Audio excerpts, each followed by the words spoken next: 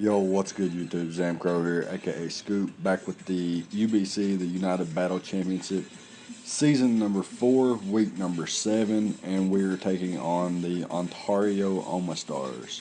Of course, we're a coach of the Blackmont Rockers, and we're sitting at 4-2 right now with a +5 differential. Moving our way back up the ranks after, we lost week 1. Huge crit in that match, really changed the game. We lost week number 4 to a Necrozma sweep, just straight up 5-0'd us.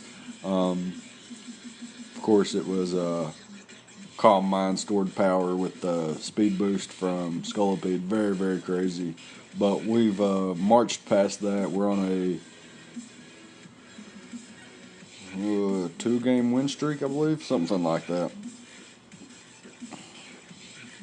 Anyways, our opponent is Vampire 218, coach of the Ontario Omastars, and he has a pretty threatening team here, as you can see on screen. He has the Golisopod, the Marowak, Alola Marowak, Serena, Meloetta, Florges, Hydreigon, Mega Aggron, Cryogonal, or Cryogonal, however you want to say it, Thunderous Therian, Aerodactyl, and Alakazam. His Z Crystal holders can potentially be Hydreigon, Alakazam, and Meloetta.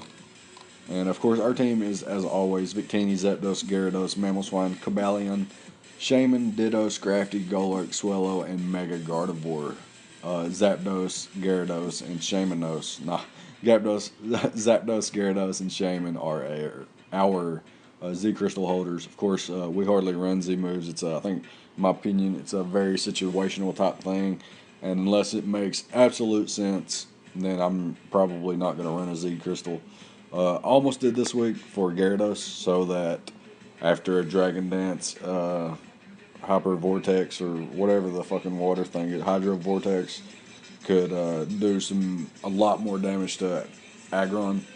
But I decided that Leftovers was better, since I'll be taking a few hits from that thing, subbing up quite an awful lot, and taking a hitter 5 from Golisopod.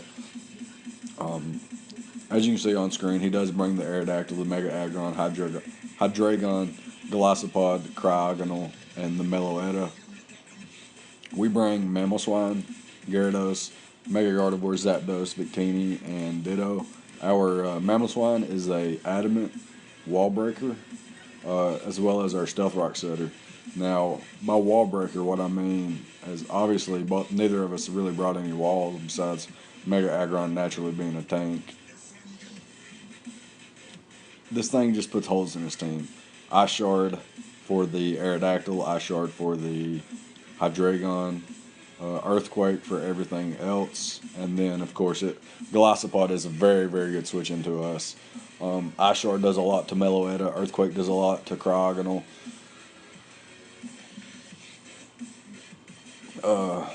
I think, let me double check real quick. His team, I guess there's really no reason for me to bring Icicle Crash.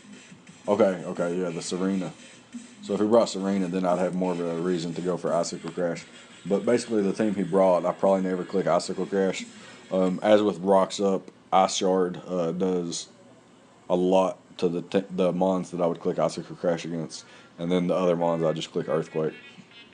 Like I said, this is my rocker. I have enough speed to outspeed a Serena. That's minimally invested. Same thing for my Zapdos, which I'll get into in a minute.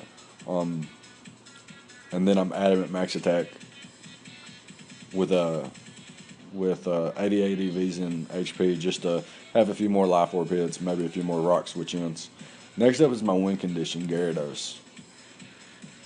Now, the reason Gyarados is my win condition is because if you look at his team, I can set up rocks, and then he has no real answer. Like, Serena's a grass type, so it dies to bounce.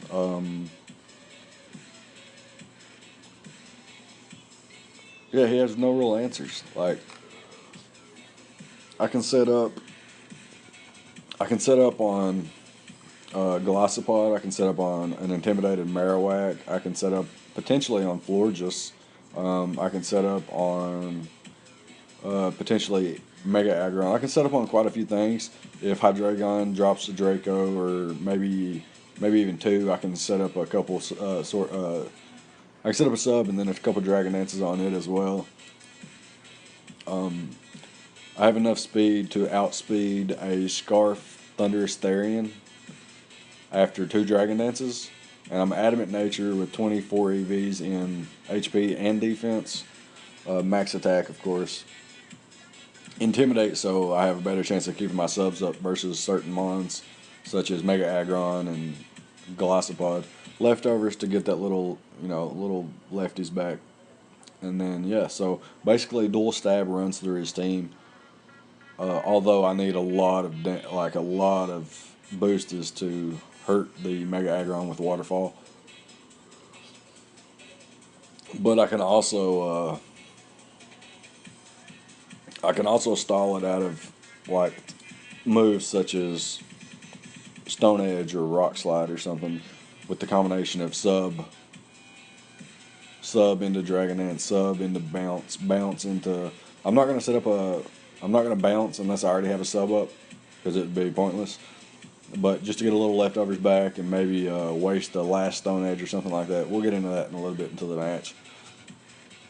But yeah, that's my Gyarados and my win condition. Like, if I can weaken his team enough, set up the mons he brought, I can set up a Dragon Dance on a Intimidated Aggron, Golisopod, and a Hydreigon that has a minus special attack because of Draco drops, or dropped Dracos, however you want to say it. Yeah, but I have potential to set up on a few of his mons here, and then Dual Stab runs through his team. That being said, my next mon, Mega Gardevoir. Excuse me, I'm getting sleepy, I suppose. I have enough speed to outspeed Hydreigon. Max special attack, and then the rest dumped in HP. That's just 16 EVs. Hyper Voice and Psyshock is all I needed this match. I thought about running Focus Blast for the Mega Aggron, but that's something I'm not going to risk. I'm not going to risk Focus Blast, especially when the rest of my mons deal with it pretty well. Like Victini plus Mamoswine plus Gyarados plus Ditto. If I have to rely on my Mega Gardevoir beating Mega Aggron, then I suck at Pokemon and I should never play again. So I have Hyper Voice and Psyshock, and then I have Calm Mind, in which if I force mons such as Hydreigon or Thundurus or Serena or Krog, if I force them out, and I know I'm forcing them out, Thundurus Therian, I can set up a Calm Mind on them. Florges as well. If I set up a Calm Mind on Florges, it's not really going to be doing much back to me in return. Whereas Psyshock will do a shitload back after a Calm Mind. So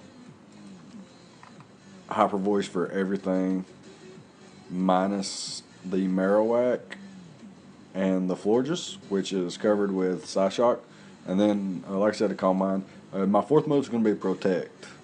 I have Protect to protect myself from First Impression from Golisopod.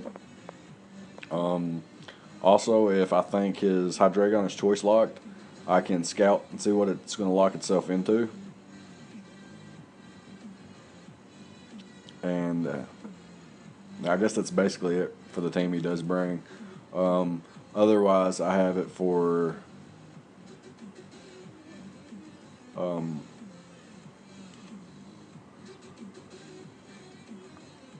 Thunderous Therian. If I think he's going to go for a Volt Switch, I can switch into my Gardevoir and trace its ability. Protect to see if it's locked into it. Or, I guess I wouldn't even Protect. I guess I'd just go for Calm Mind at that point. So I guess that was forget I said that. Next up is Zapdos. Got me a mixed defense set here. Max HP, 100 EVs in defense, 152 EVs in Spadef, 8 EVs in speed, so I can speed creep a minimum invested Serena, which he does not even bring, so it doesn't even matter. Got a weird set here. Toxic Roost, Defog, and U-Turn. U-Turn for initiative, toxic to toxic things like Hydreigon, Golisopod, Crogonal, Meloetta, Thunderous Therian, Florges, just really basically anything. Most certainly the fucking Alolan Marowak. I have Roost to provide longevity as well as toxic stalling. Defog to get rid of rocks, as my team is semi-weak to rocks. And then, like I said, U-turn for initiative since can't really do much damage to Hydreigon and Mega Aggron. I thought that just getting initiative was best. I run U-turn over Volt Switch because he has the Marowak. Next up is going to be my Choice Scarf, Victini. Now, I know I've ran Choice Scarf a few weeks in a row now, but this one's just a little bit different. I do have the U-turn again, but this week I have V-Create and Psychic, as well as Toxic. Toxic is there because I know Hydreigon's a pretty damn good switch into this. I know Golisopod could potentially be switched into this. So I want to be able to Toxic those. And I want to be able to, that's like early game predictions, is going for Toxic instead of U-turn, and then hard switching into something. Otherwise, I will go for, like, if they're already Toxic, I will most likely click U-turn. Very rarely will I click V-Create or Psychic in this match, especially with the mons he actually did bring. I'm more inclined to V-Create over Psychic, but we'll get into that later. I'm Adamant Nature, 144 EVs with max special attack, 252 EVs. So it balances me out, keeps me pretty strong. Lonely Nature with 108 EVs in speed. I totally forget what this allows me to outspeed on his team. I obviously wouldn't outspeed a Scarf Hydreigon, a Scarf Thunderous. I have no idea.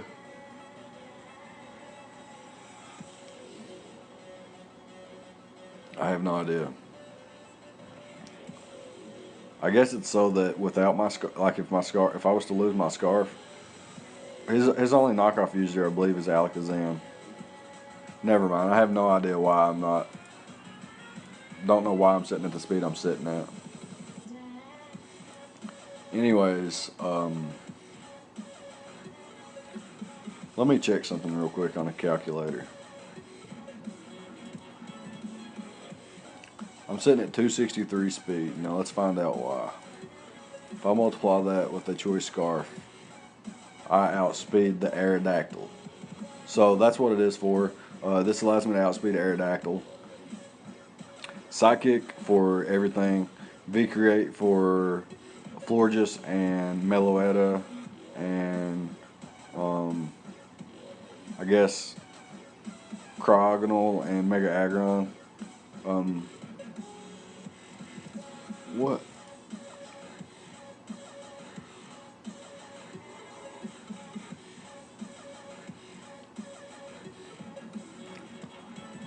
During my prep, I definitely knew what all this was for.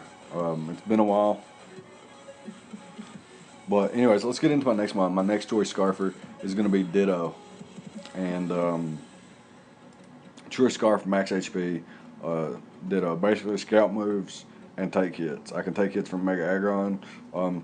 Like if he's locked into Dark Pulse with Hydreigon, I can take those. Can switch into Golisopod pretty safely with this, as well as scout and movesets like I mentioned before. And that's the most important thing this match, is to scout and learn what his mons are going to do, so that I know when so that I know when Gyarados can sweep or set up and sweep, and I know when Mega Gardevoir can set up and sweep, and I know when Victini can start clicking Psychic or V-Create to clean up the game late game. That being said, we can hop into the battle now. I guess I've rambled about my team long enough.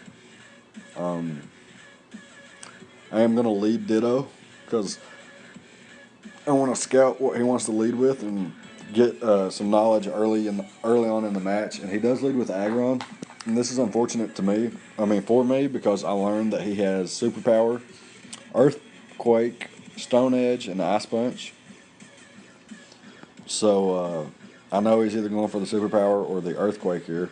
So I'm going to hard switch into my Gyarados, get the Intimidate off. And he actually goes for Earthquake here on the first turn. I'm going to hard switch right back into Ditto and become Mega Aggron, so that now Earthquake and Superpower aren't super effective. I mean, they are, but they don't do super effective damage. Here I can go for the Earthquake of my own. Or, yeah, I go for Superpower. Yeah. I didn't want to give Hydreigon a free switch, so I went for the Superpower first. This also catches the Aerodactyl for neutral damage, as well as Meloetta for neutral damage, as well as Cryogonal for super effective damage. So I think it was my best play. Easily going to be able to switch into Ditto or Gyarados. I do choose to go into Gyarados because it's a chance to just set up a sub and see what his other mons, see what mons he would switch into this is. And of course, first impression does nothing. His moves are going to do nothing to me. He's probably double dual stab. That being said, I just set up a sub. Go for Waterfall here just for chip damage. No sense in setting up yet since I'm not going to be able to finish the game yet. Just get a little chip off. I'm going to go for sub again though to make sure that he loses another Stone Edge, but he actually goes for Ice Punch that turn. Here I'm going to hard switch into Ditto again, predicting a Stone Edge, and that means he's already went for 2 Stone Edges. I predict him to go into Golisopod again and go for Stone Edge of my own. I miss. It don't really matter because it would have did no damage. But he's able to get Superpower off. A big Superpower hit off of me. I'm going to hard switch into my Zapdos, and he's going to predict something, and he's going to go into his Golisopod. So I guess he was assuming I would not go for the Stone Edge again. I go for the Toxic though. Catch the Hydreigon with my Zapdos, and I roost here. The reason I roost on this play is because I predicted him to go for the Draco Meteor. Even though I have a fairy in the back, I most definitely figured he would go for the Draco Meteor. So I roosted the damage off there. He's actually going to hard switch out to Mega Aggron as I go for the U-turn. Now Volt Switch would have been a whole lot better since he didn't bring Marowak, but what can I do? I had to prep for that. Here I'm able to just go for the U-turn knowing he would switch out. Didn't know what he would switch into, but I did know he would switch out. Can bring in Mamoswine here, force him out. Shoot. Sorry about that. Force him out here. Let me just calibrate that again. Yeah, so I force him out, set up my Stealth Rocks. I knew he wouldn't let Aerodactyl take an Ice Shard. It would kill from that range. Switching to my Ditto on the first impression. Go for the Leech Life, Scarf Leech Life. Doesn't get enough HP back to not die from his own Leech Life back. He does get a crit, so I'm not for sure if that mattered or not. No, don't really care if it did. Here, I do bring in Mega Gardevoir, and I know Hyper Voice can either kill or force him out with the emergency exit. So that's what I'm going to go for here. No reason to set up a Calm Mind yet. It does not kill, and it leaves him at 16%, meaning he dies from rocks. And it forces him out with the emergency exit. He brings in an Aerodactyl, misses a Stone Edge, and I'm able to pick him off with the Hyper Voice. I'll go into detail later why that didn't matter. Why the miss didn't matter. It did a maximum of 84%, meaning I'd have lived with 16% left. And I'll go over why that didn't matter later in the match. In terms of outcome or differential. Hard switching my Zapdos here. Predicts it phenomenally, knowing I wouldn't let Gardevoir take a hit. To be honest, I don't know why I switched out, because he had no Steel type move to hit me with, and I knew that earlier in the match. He's going to go for the Stone Edge again as I roost off the damage, and now I know for certain that he has to go for Earthquake. Reason being is because I'm roosting up and it's doing almost no damage. So my play here is to, I know he's going for Earthquake, so my play is to go into U-turn into Gyarados. Also, Stone Edge has 8 PP. He's already used 7 of them. So this is his last one if he goes for it, but I'm certain he's going for Earthquake. So I'm switching into my Gyarados, get the Intimidate off. And he does go for the Stone Edge. What the fuck, man? Damn. So I lose my win condition. one of my win conditions on a misplay. I should have just went for Roost again because I live the Earthquake even if I go for Roost and can Roost again and Roost again. He would eventually win the war, but eventually he would either. It's mind games, 50-50s. So I guess that's my bad. I do bring in Victini here, and I'm mad at Aggron, so I went for the V Create instead of the U-turn. And it's definitely a 2-hit KO, but I am Scarf, but I do get the speed drop from the V Create. Hard switch into my Zapdos. He goes for the Dark Pulse. It's actually going to be able to 2-hit KO me from this range. But he also dies to Toxic, which is unfortunate. I really wanted to bring in my Gardevoir and set up a Calm Mind. But oh well, what can I do? Bringing my Victini here and going for the Choice Scarf V Create. But he goes for the Choice Scarf Rapid Spin. Very, very interesting. But at this point, he still doesn't know my Victini's Choice Scarf. He brings in this Golisopod. Now, I can do one of a few things here. I can either hard switch into Gardevoir, which dies to the first impression, or has a really, really high chance to. I can switch into Mamoswine, which can do nothing back. Or I can risk a crit on my Victini. And that's what I'm going to do. I know that a first impression doesn't kill even with them. He's shown to not be choice locked. So I know he's not choice banned. And he doesn't show Life Orb damage either, so I know he's not Life Orb. But I calced with the Life Orb, and he can do a maximum of 90% with the first impression at a minus defense from the V Create. So I'm going to stay in here, go for the V Create again, and still not revealed that I'm Choice Scarfed yet. And now we got a 3-2 lead. He brings in his Meloetta. I'm going to hard switch into Mega Gardevoir. And here's where the Stone Edge would come into play. When Aerodactyl missed my Stone Edge. Here he goes for the Hyper Voice. And I'm pretty much sacking my Gardevoir. The reason it didn't matter is because all that would have changed is that I would have died this turn. My Mega Gardevoir would have died this turn. I wouldn't have got this 52% off. And we would be like this. Victini and Mamoswine versus Meloetta and Aggron. But it would be a max HP Meloetta. But if he was max HP Meloetta, I would still go for the Earthquake here. Knowing that Earthquake into Ice Shard kills Meloetta, and Earthquake into the second Earthquake kills Aggron. So I still go for Earthquake here as he switches. Okay. Let me explain a little bit more. If he stayed in with Meloetta there, if he was max, if I didn't get my Hyper Voice damage off, and his first Hyper Voice killed my Gardevoir on the sack, say I had 16% HP left, Meloetta kills me, I bring in Mamoswine, I click Earthquake 100% because it does the most damage. And I know he can't kill me back even if he's modest Choice Scarf. And if he's not Choice Scarf, then I know Victini's got it in the bag anyway. But my play is Earthquake into Ice Shard if he stays in, and Earthquake into Earthquake if he switches into Aggron. Which means that this scenario would have never changed. The only thing that would have been different is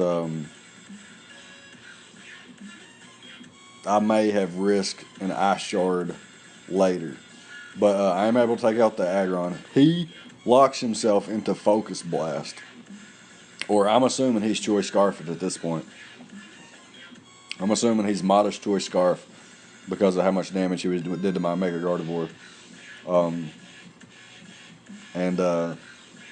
it comes down right here to who's faster. Is it my my minimally invested Victini or his minimally invested Meloetta? We're both choice scarf. If he's faster, he wins. If I'm faster, I'll win.